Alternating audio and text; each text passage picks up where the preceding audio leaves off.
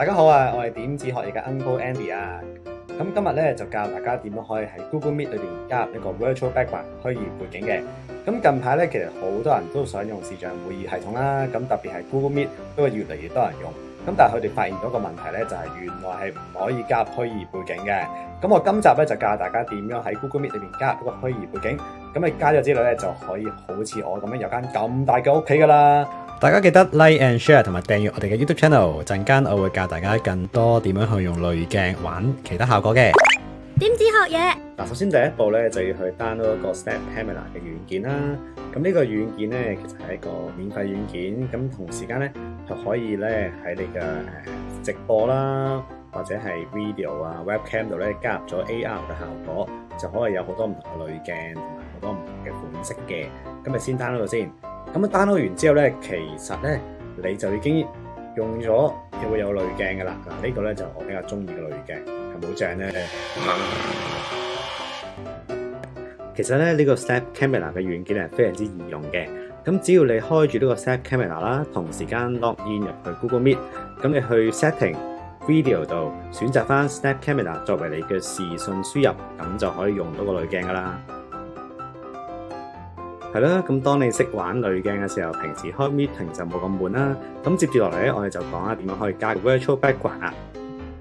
咁今日咧就教大家用一個叫做 Lens Studio 去做一個 AR 嘅效果嘅。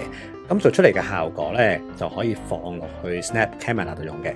咁首先咧，我哋就揀張相先啦，然之後入到去個 Lens Studio 度，咁咪揀咗個叫 Segmentation 嘅 template。其實驟眼睇咧，呢個 Lens Studio 就好多嘢玩啊。咁但係其實就好簡單嘅。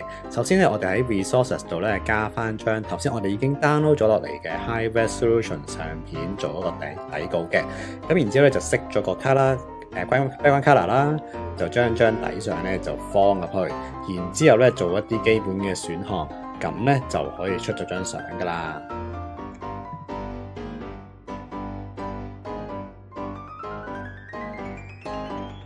咁之後咧就去上面嘅 Project Info 度將你呢個濾鏡改個名，例如話我就叫做 Uncle Andy 嘅 House 啦。咁咧當你 apply 之後咧，佢就 save 咗。然之後最後一個步驟咧就要去發布呢個 Lens 啦。因為如果你唔發布嘅話咧，人哋係用唔到噶。好，咁入到嚟呢度咧，你見到啦，我已經之前已經發布過嗰個啦。咁我今日就再嚟個就 submit。咁 submit 完之後咧，佢就會做一個叫批核嘅程序，大概之前試叫做1個鐘頭到啦。咁批完之後咧就會 go live 噶啦。咁當 go live 嘅時候咧，樓下有一個 link 嘅，咁記住 copy 條 link 啦。最後咧，你就要翻去 Snap Camera 度，好，翻去 Snap Camera 度，然之後咧就喺個 search 度咧就將條 link 貼上去。咁你就揾到噶啦。好，咁然之後咧一開，就成功啦。喂，咁我賣下廣告先。咁我哋7步成 Web 網頁製作課程咧，咁我哋仍然都喺疫症底下開班嘅。咁我哋咧就全新推出咗視像會議啊，即時真人班。咁大家安坐家中咧都可以喺屋企學習寫網站，6個小時就可以幫你公司自己整咗個好靚嘅網站啦。到時見。